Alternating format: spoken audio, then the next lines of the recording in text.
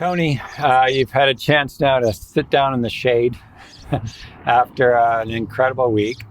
It's literally a week ago today that the news fully came about what happened in Kamloops. Just first question is, how are you doing? What's this week been like for you personally?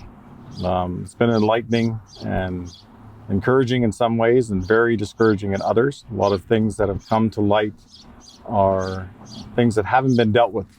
And so a lot of the issues that we see today are the result of deliberate actions, intentional actions, things that were deliberately overlooked or curtailed. And so that revelation has become more important in the work ahead because it's about changing minds, it's about changing behavior, it's about acting into that reconciliation with an honest heart. And if we don't do that, we are left with what we've been dealing with for the past 20 years. So there's a sense in which it's hard news, but there's some hope in the fact that this is like a wake-up call, finally. Would you say that, or is that? I think we've had several wake-up calls. We've had lots. We've had several studies. And so Cindy Blackstock, who is the president of the Children's Society, a national program there to deal with the foster school kids programs and the residential school kids programs, has said that the work has been done. The work through the TRC, through the residential school agreement, and other types of work that we've been doing have guided us and they form a framework for what we need to do. And as we move forward, we have to see what the will is to do those actions, because it doesn't change unless we do.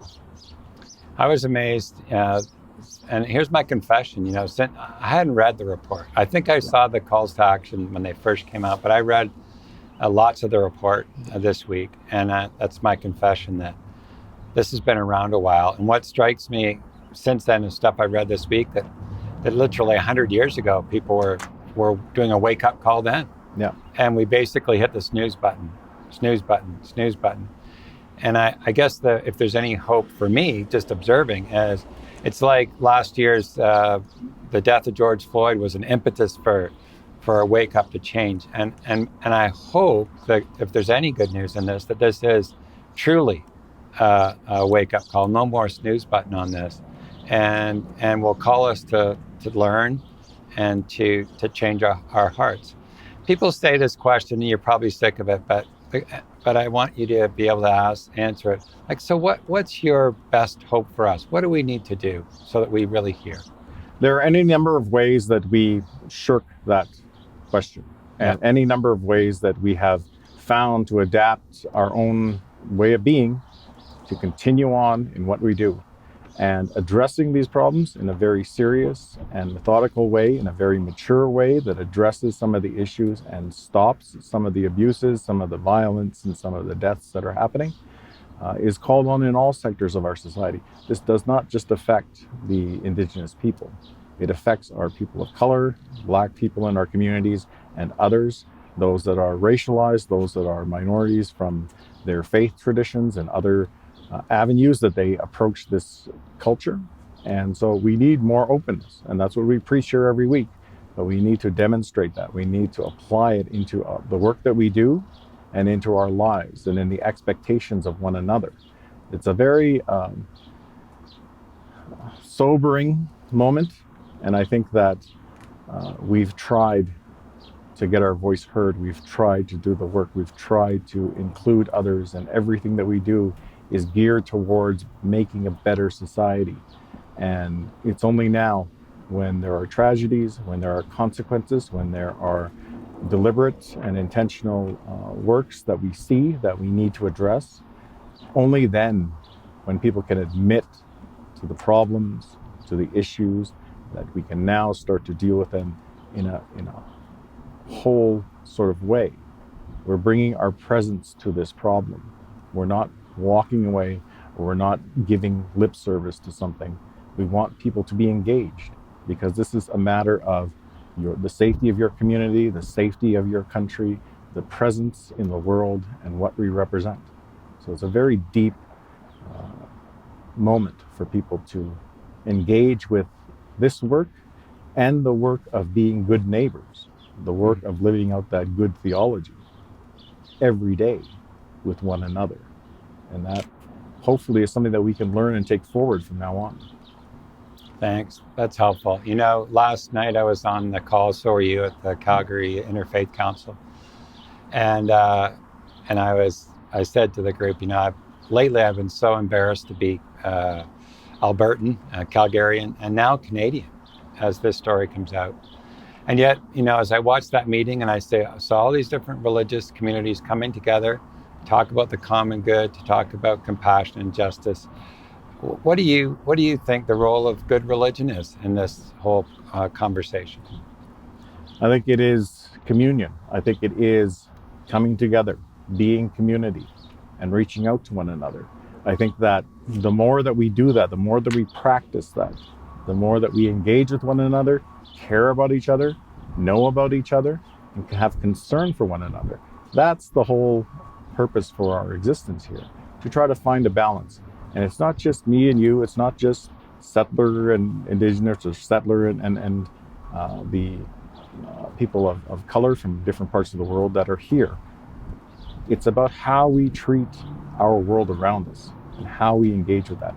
So the way that I look at the waters, the way that I look at the mountains, the way that I look at the springs and the ways that life goes on here, the order that has been put in place, as my father would say, from the Creator, and how we live into that story, because we're part of that creation story. We're part of one creation story that is God's.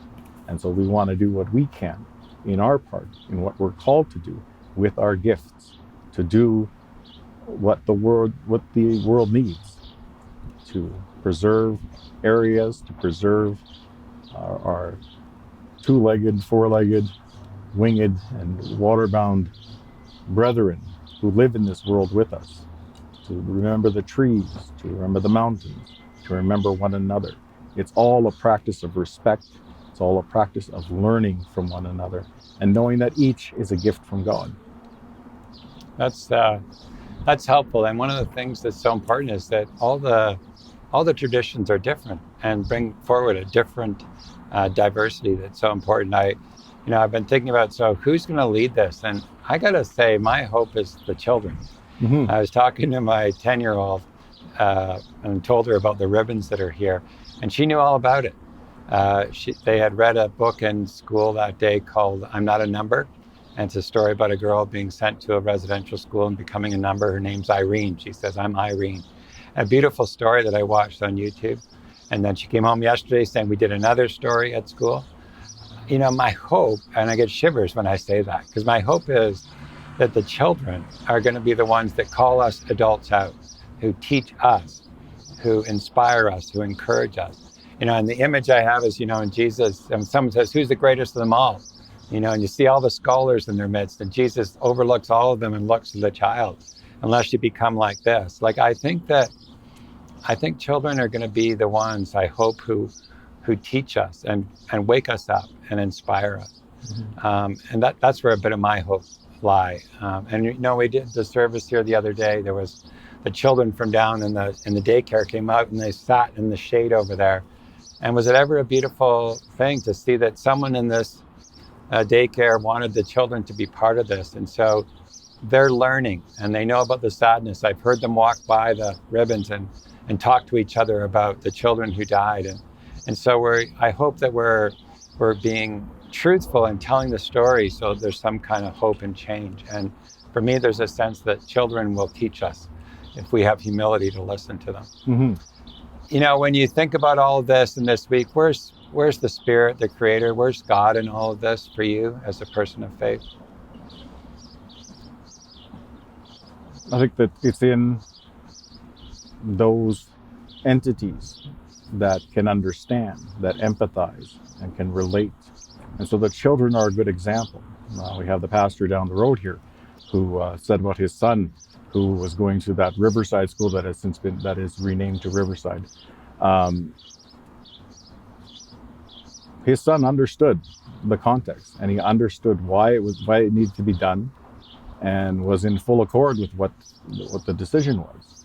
And yet, the adults among us, I think, are constrained to particular ways of thinking and particular processes that they want to hold on to, versus really trying to work things out in a collaborative way, in a way that doesn't make presumption about whose rules are better than whose and what we need to do, but gives us the sense that we need to work together on these things.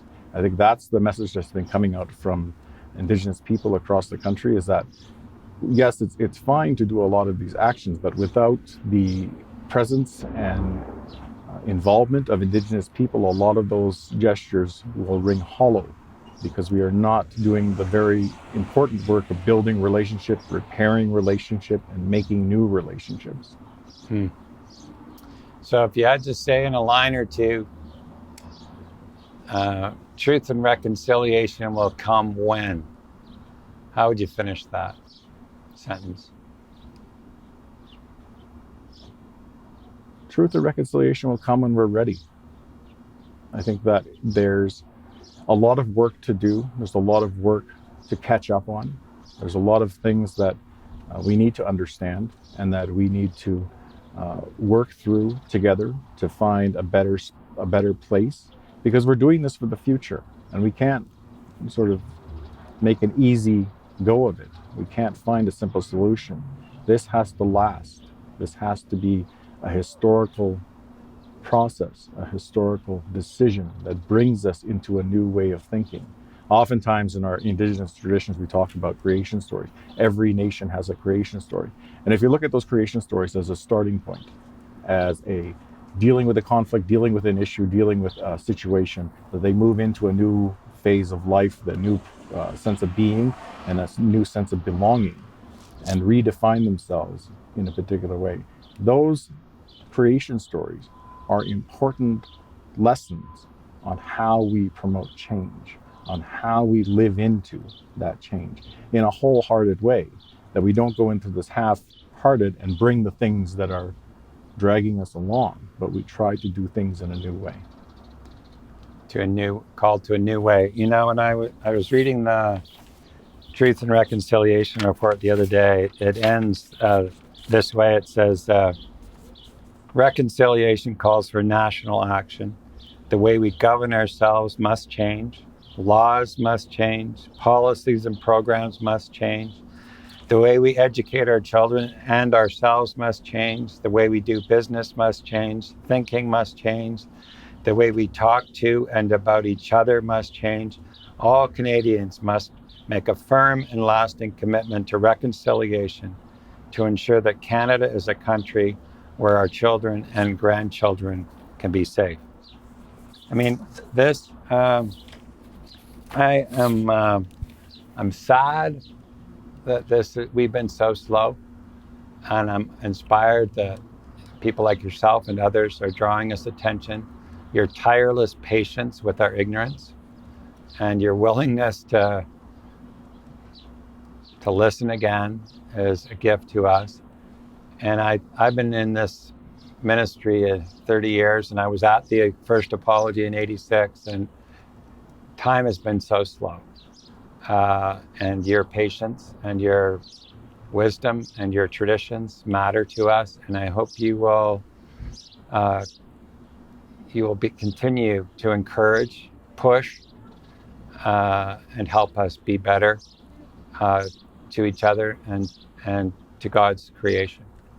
I got to tell you that the other day when we rang the bells, my legs were shaking, and it wasn't because it was hard work. I recall many occasions in my ministry when I've been shaken. And this event has personally shaken me and many of us. And I hope you will encourage us to be faithful so that truth and reconciliation becomes a reality. And I want to thank you for your leadership among us. Thank you. there's a lot of love and a lot of intention gone into the work that we do. And so this month, there's a lot of opportunity for people to come out and take part. A lot of events will be taking place this month and in September as well. So there's ongoing commitment to work together, and people are always welcome to join us, always welcome to take part. We'd like to see those numbers go up, especially from Hillhurst. We are working at a more regional and national level to bring people to awareness, and so it's a good time to be involved. Well, we are making clear on the website of the many opportunities, and my encouragement is to everyone to show up to one at least, and to take the time this summer to read the Truth and Reconciliation Summary Report, and to be aware. And I believe this is a faithful calling. So thanks for being with us, and we hope that this is a time of learning and growing for all of us.